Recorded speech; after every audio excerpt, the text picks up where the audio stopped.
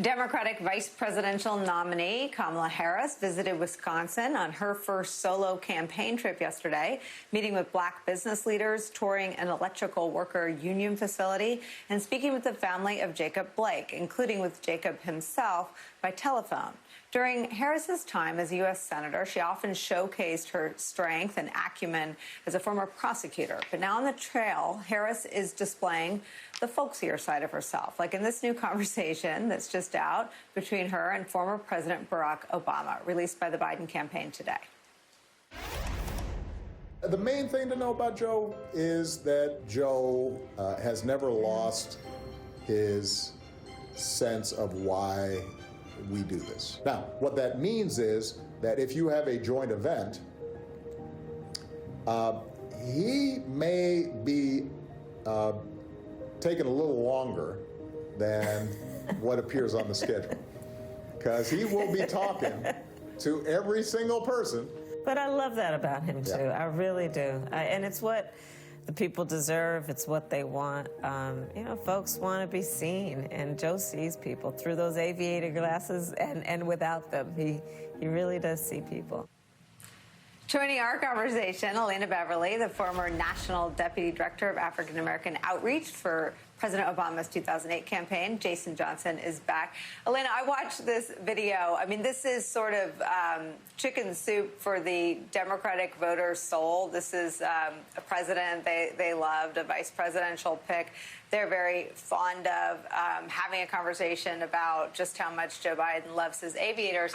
But it seems to me to be part of a pretty strategic rollout of Senator Harris. She did an interview with CNN's Dana Bash. She talked a lot about, actually, and she talked with former President Obama there about how she stays in touch with her family. I mean, there is this weird ritual we have of, you know, get to know the personal side of the vice presidential pick. That seems to be part of what she's doing, along with the other things that fall to a VP. That's right, Nicole. I was smiling throughout that entire video, and that might be my third time watching it.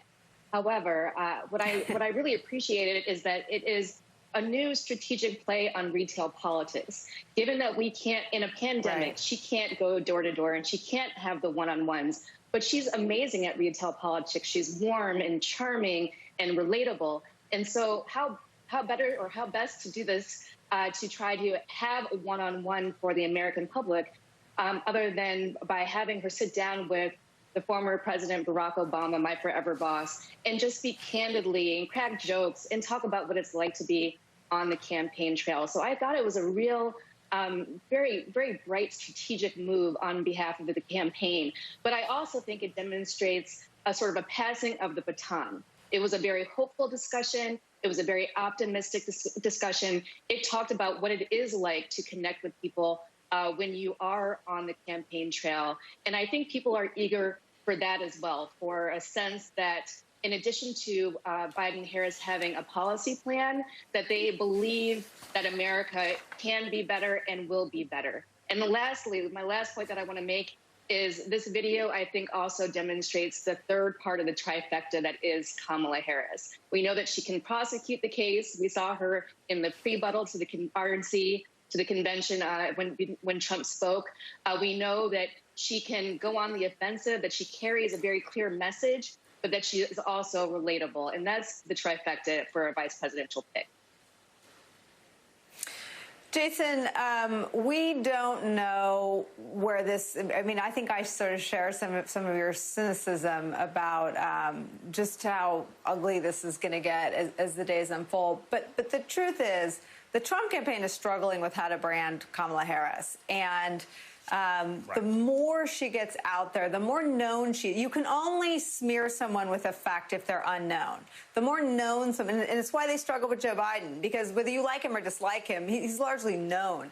The more sort of tracks that they can lay of the Kamala Harris story, the harder she will be to, you know, smear and lie about and tell stories about. Where do you see sort of the political standoff between Senator Harris and whatever they're trying to do to her on the Trump campaign?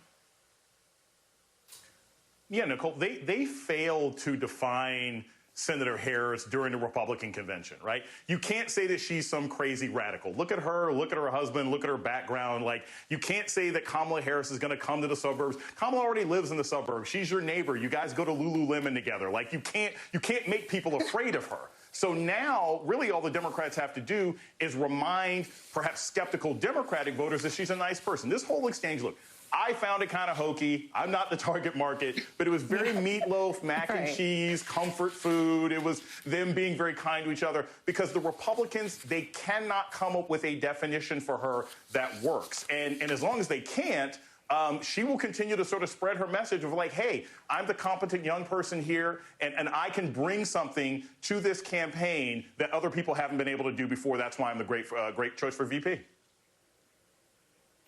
You know, Elena, I want to ask you about how she's wearing the mantle, not just, you know, but the first female Black nominee on a ticket. She seems to be carrying that so lightly. You know, it's part of, she was on the campus of Howard University with Dana Bash. It's part of her story, but she just seems to be standing on the shoulders of some of the women that have come before her, taking all the right lessons from President Obama on sort of how to sort of carry these really important historic roles that she's filling, but she never gets knocked off. I mean, I have been sort of a student of her as a politician since the very first days of the Democratic primary, and she just, I mean, tell me if you see this differently, but she seems to me to be threading all these really difficult, really tiny needles that she has to thread. Yeah, but I think that's easy for her because it's authentic. I think that she authentically represents women. She authentically represents the Black community. She authentically represents the Indian community, her Jamaican heritage. And that is part of what makes her such an asset to the campaign right now. Think about it. Right now, the Biden-Harris ticket is, Biden and Trump are head-to-head in Florida at 48-48 in terms of the polls. The Jamaican community is so excited about Kamala Harris and the Haitian community and the Caribbean diaspora in South Florida that are going to be necessary for turning that state back to blue. And so I think that she does an amazing job of just being herself, authentically proud of being an HBCU grad, authentically proud of representing the Divine Nine. She does this easily, and I think that we're going to start to see all those multiple constituents respond to that greatness and turn out with enthusiasm for her. I'm looking forward to seeing how she plays in Miami later this week. You know, Jason, not to be the sort of skunk at the garden party, but I think she also has a sense of just how dirty this is about to get. I mean, she's already been smeared with the birther BS. She watched what Trump did to, frankly, Trump and his wife, Melania, did to President Obama. They were believers in and disseminators of birtherism. I think she's you know, I see how she excites the party and the Democratic base and a lot of women watching her. But I also think she's sort of onto them. Like, she's kind of on to the Trump stuff in a way that you can just see it in her eyes. You can see it in sort of the glance. She's ready to go on the attack as well. Yeah, Nicole, I have to say this.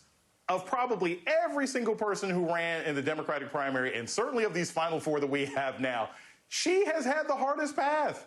She's a Black woman running in American politics for an executive position. There is absolutely nothing that Donald Trump can throw at her that Senator Harris hasn't seen and batted down like the Matrix 27 different times to get to where she is. So, I mean, if there's somebody in this race who is completely unflappable, it is going to be Harris. Has she always been great at answering questions on criminal justice? No.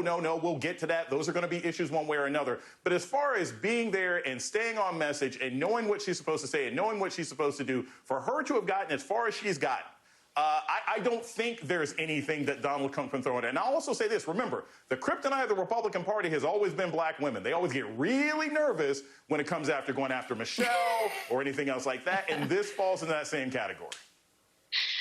May I just You're right. I mean, I think yeah, go ahead. I love the imagery well, of the Matrix. I was just thinking, on, every time it's be the spoon. Well, and you think every time Trump talks about Oprah or about Michelle Obama, it's, you know, hamina, TV ratings. I mean, they really do kind of come unglued and come apart. We'll keep watching. We'll keep watching. Elena Beverly, Jason Johnson, thank you both for spending some time with us. After the break, the race for the vaccine gets